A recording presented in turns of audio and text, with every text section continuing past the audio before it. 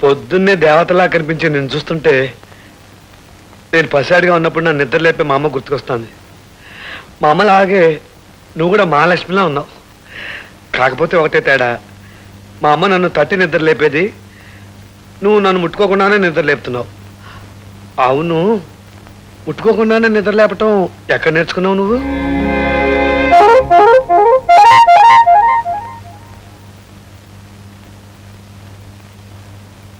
ఏమోయ్ కోడల పిల్ల, నిన్ను ఎన్నిసార్లు పిలవాలి, ఎంత గట్టిగా పిలవాలి? పిలిచి పిలిచి నా నోరు పడిపోయిందనుకో. ముసలాయన తెల్లారుదామని పొలానికి వెళ్ళాడు. ఆయనకి పనేడుతో టిఫిన్ ఏమన్నా పంపించావా? మీ అబ్బాయి గారికి ఇప్పుడే కాఫీ ఇచ్చేస్తున్నానండి. ఇదిగో ఇప్పుడే పంపిస్తాను. ఆ కుంటి వెధవ కాఫీ కాస్త ఆలస్యమైనా పర్వాలేదు. ఆడికేం పని ఆ పాట. ముందు మా అల్లుడు గారిని లేపి కాఫీ ఇవ్వు. ఇదిగో అమ్మాయిని లేపావు, దానికి పొద్దున్నే లేపితే కోపం వస్తుంది.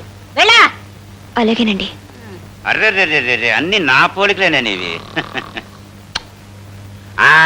రామారా, రోజు పని మనిషి చేత్తో కాఫీ అందుకుని కర్మ కర్మ అని తిట్టుకుంటూ తాగేవాళ్ళం. ఇప్పటికి నీ చేత్తో తాగే అదృష్టం పట్టింది. ఓహా, మా ఆవిడ చూసావా గౌడికి ఎదురు ఎలా పడుకుని నిద్రపోతుందో? రోజులో ఎక్కువసేపు గురక పెట్టి నిద్రపోవటమే దాని జీవిత ధ్యేయం. ఇదిగో మా పెళ్ళైన మొదటి రోజున పాల గ్లాస్ పట్టుకుని నా గదిలోకి వచ్చింది. గ్లాస్ నా చేతికిచ్చి టపీమని కాలమే పడింది. నేను ఇంకా ఆశీర్వాదం కోసమేమో అనుకున్నాను.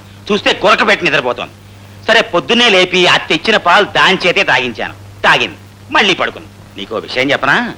మీ ఆడవాళ్ళకి నెలలు నిండాక నొప్పులు వస్తాయి కదా, దీనికి అసలు నొప్పులే రాలేదు, నిద్దట్లోనే ప్రసవించింది.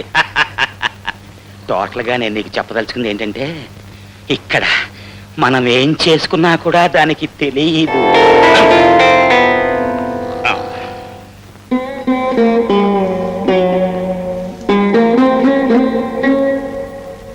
గోదారి గట్టుంది, గట్టు కింద చిచి గట్టు మీద చెట్టుంది, చెట్టు కొమ్మన పిట్టుంది, పిట్ట మనసులో ఏముంది? ఓ ఏంటమ్మో తల్లి, అప్పుడే సామాన్లు చొట్ల పోగొట్టే దాకా వచ్చావే? అయ్యి మీ నాన్న పంపించిన సారే సామాన్లు కాదు. పుట్టింటి దగ్గర నుంచి ఒక కంచమో గ్లాసో తెచ్చుకుంటే తెలుస్తుంది పాత్రల విలువ. ఒళ్ళు దగ్గర పెట్టుకుంటామో.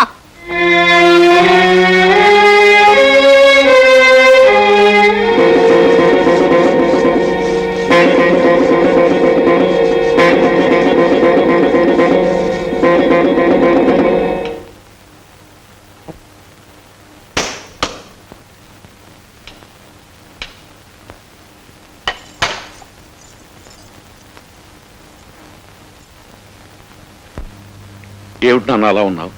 ఏం జరిగింది? పవిత్ర నాకేమవుతుంది? అదేమిటి బాబు అలా అడుగుతున్నావు? ముందు నాకు సమాధానం చెప్పు. పవిత్ర నాకేమవుతుంది? నీ భార్య బాబు. అది సరే, ఈ ఇంటికి ఏమవుతుంది? కోడలు బాబు. అంతేగాని పనులు చేసే మనిషి, మాటలు పడే పశువు కాదు కదా.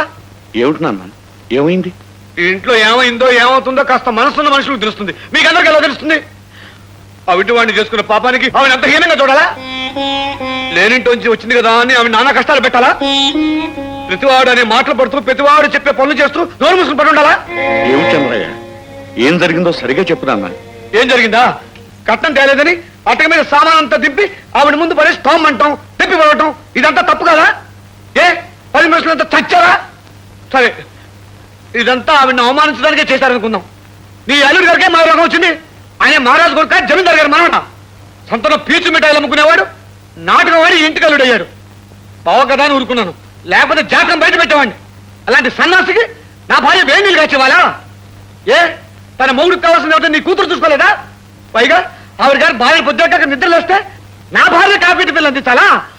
ఇదిగో ఇప్పుడే చెబుతున్నాను, మీరందరూ నా భార్యను మర్యాదగా చూస్తారా? సరే సరే, లేదా ఇప్పుడే ఈ క్షణమే నేను బయటకు వెళ్ళిపోతాం.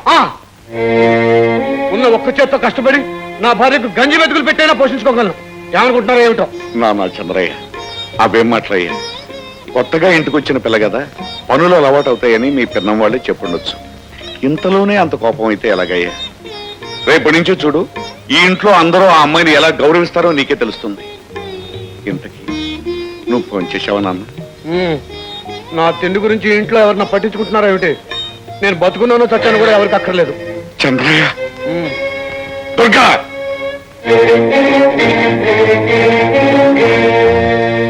ఏమే దుర్గా, అబ్బాయి అన్నం తిన్నాడా లేదా అన్న ఆలోచన ఎవరికి అక్కర్లేదా? ఆయన ఎవరో భోజనానికి పిలవలేదట. అయ్యో, అబ్బాయి అన్నం తినలేదన్న సంగతే నాకు తెలియదండి. కోళ్ళు ఉంది కదా వడ్డించే ఉంటుంది అనుకున్నాను. ఏమ్మా మీ ఆయనకు అన్నం పెట్లా? ఏమిటి మా ముద్దుల బావ బంగారు కొండ అన్నమే తినలేదా? అయ్యయ్యో ఎంత ఘోరం, ఎంత అపచారం! అత్తగారు, మీరు అత్తగారు కాబట్టి బతికిపోయారు, లేకపోతే ఏం చేసేవాడో నాకే తెలియదు.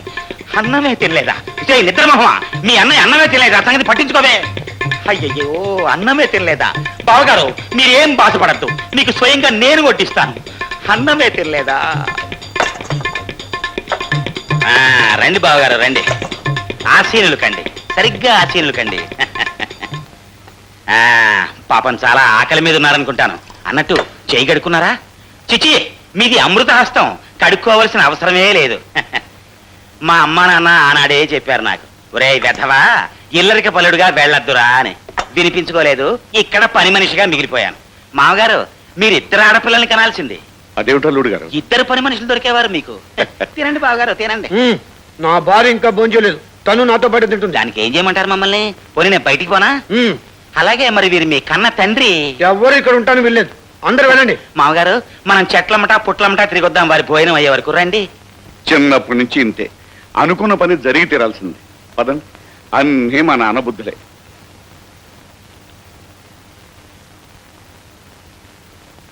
పవిత్ర ఇలా రా. రమ్మంటుంటే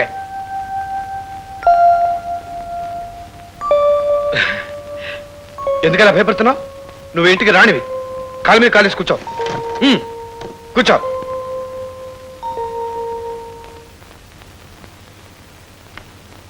నీకు రహస్యం చెప్పనా? నాకు అసలు ఆకలే లేదు. ఎందుకలా చెప్పాను ఆశ్చర్యపోతున్నావా? ఊరికే అలా చెప్పాను. నువ్వంటే నాకు ఎంత ఇష్టమో వాళ్ళకి తెలియాలని అలా బెదిరించేశాను. కానీ నేనంటే నీకు ఎంత ఇష్టమో నాకు తెలియాలి కదా.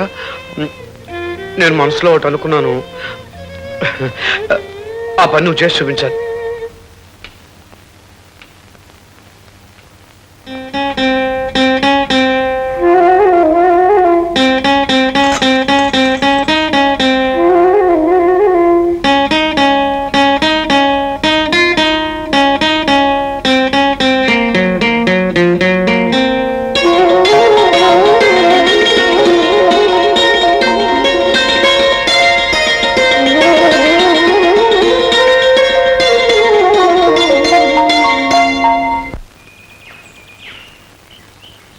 రంగనా, పాలు తీయడం అయిందా?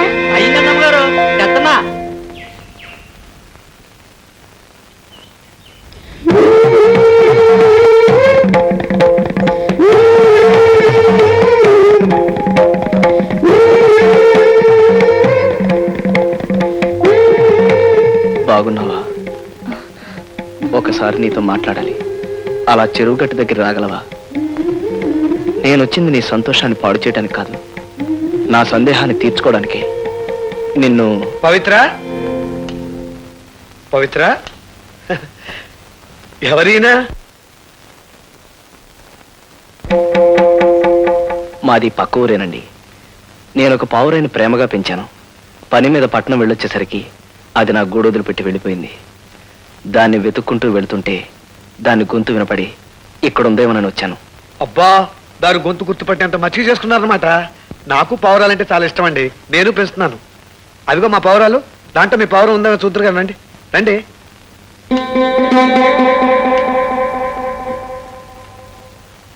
ఇవిగోనండి, నేను తెచ్చుకున్నవి, కొనుక్కున్నవి, పెంచుకున్నవి. ఇందులో మీ పావురం ఉందేమో చూడండి. ఉందండి. ఉంటే అదేదో చెప్పండి, వెంటనే ఇచ్చేస్తాను. దానికోసం శ్రమపడి ఇంత దూరం వచ్చారంటే అదంటే మీకు ఎంత ఇష్టమో తెలుస్తుంది. కానీ దానికి మాత్రం నా మీద ప్రేమ ఇష్టం లేవనిపిస్తుంది. అది మీకెలా తెలుసు? నిజంగా నేనంటే ఇష్టమే ఉంటే నన్ను చూడగానే సంతోషపడేది. బహుశా దానికి ప్రేమ అనురాగం కంటే అంతస్తే ముఖ్యం అనుకుంటాను. దాన్ని మీ దగ్గరే ఉండనివ్వండి. పోనీ అందులో మీ పవర్ మీద చెప్పండి. ఎందుకులేండి, విశ్వాసం లేని ఆ పౌరం మీద మీకు అయిష్టత ఏర్పడచ్చు. దాంతో మీరు దాన్ని సరిగ్గా చూడకపోవచ్చు. అది ఎక్కడున్నా సుఖంగా ఉండమే నాకు కావాల్సింది. వస్తానండి. ఎవరో మంచివాళ్ళ ఉన్నాడు.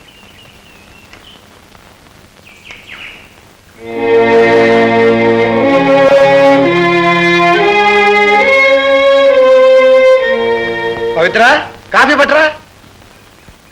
కనపురానికి చెందిన శ్రీ చంద్రయ్య గారి కోడికి, కోడిపల్లికి చెందిన శ్రీ ఈరయ్య గారి కోడికి పందెం జరగబోతున్నాయి.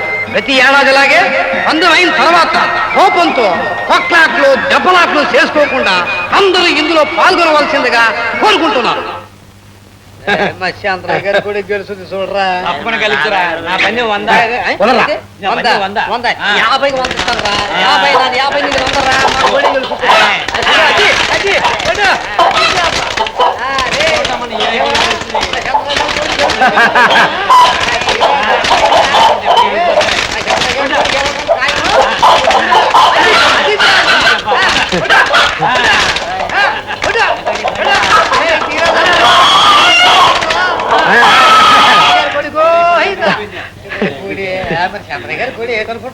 ఒరే ఈరిగే మన ఊరు పరువు తీసే కదరా, దిక్కుమాల కోడి నువ్వుని భలే కోడిని పెంచావరా. ఏమండి చంద్రయ్య గారు, ఈ పొద్దు మా ఊళ్ళో భూంచేసి వెళ్ళండి. ఇంకా భోజనం ఎందుకయ్యా? నా కోడి గెలిచింది, నా కడుపు నిండిపోయింది. దేనికైనా సమఉజ్యం ఉండాలి.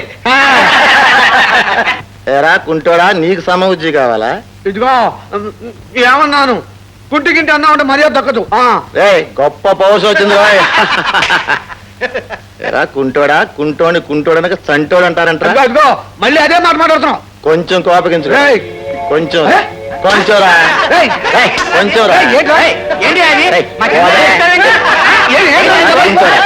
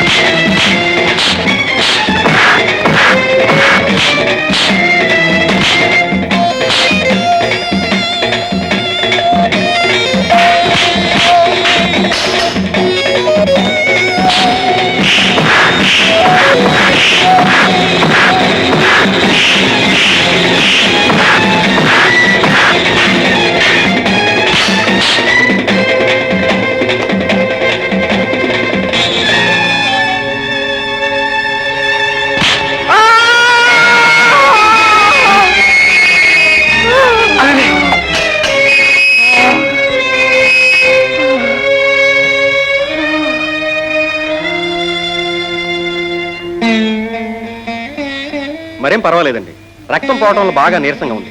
4 రోజులు విశ్రాంతి తీసుకుంటే చాలు. వస్తానండి. ఆహా, లేవు బాబు పడుకో బాబు. నువ్వు కాపాడింది నా కొడుకుని కాదు, నా ప్రాణానికి ప్రాణాన్ని, నా కంటికి దీపాన్ని, నా కోడలి పసుపు కుంకాన్ని కాపాడావు బాబు. నీ రుణం ఎలా తీర్చుకోవాలో తెలియటం లేదు. పెద్దవారు అంతంత పెద్ద మాటలు మాట్లాడి నన్ను చిన్నపుచ్చకండి. నేను నా ధర్మాన్ని నిర్వర్తించాను అంతే. నీ ధర్మమా? అవునండి, నేను ప్రాణంగా ప్రేమించిన పావురాన్ని మీ అబ్బాయి చేరదీసి కాపాడుతున్నాడు. అలాంటి వారిని కాపాడటం నా బాధ్యత. ఆ బాధ్యతను నెరవేర్చే అవకాశం కలగటం నా అదృష్టం. నేను వెళ్ళొస్తానండి. భలేవాడివి బాబు. డాక్టర్ గారు నేను విశ్రాంతి తీసుకోమన్నారు. ఒక వారం రోజుల పాటు మా ఇంట్లోనే ఉండి విశ్రాంతి తీసుకో బాబు. అది కాదండి, మీరు నా ప్రాణాలను కాపాడారు. మీరు మా ఇంట్లో ఉంటేనే మాకు అందరికీ ఆనందం. నా మాట కాదనకండి.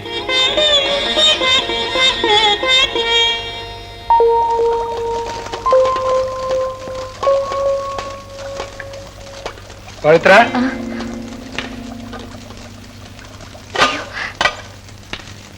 పవిత్ర పాపం నన్ను కాపాడిపోయి తను దెబ్బతిన్నాడు.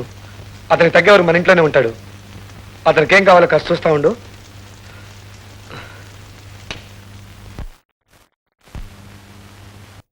మేమంతా నీ సొంత మనుషులు అనుకో. మీరంత అభిమానం చూపిస్తుంటే నాకు భయం వేస్తుందండి. భయమా? ఎందుకు? ఎవరైనా నా మీద అంతగా ప్రేమాభిమానాలు చూపిస్తే వాళ్ళకి నేను దూరం అవుతాను. అదేం కుదరదు. మా నాన్న మాట అంటే మాటే. నువ్వు వెళ్తానికి వెళ్ళలేదు. నన్ను మనసారా ప్రేమించి పెళ్లి చేసుకుంటానని ప్రమాణం చేసిన అమ్మాయి మాట కంటేనా? అంటే నీకు ఇంకా పెళ్లి కాలేదా? ఏ ఎందుకని?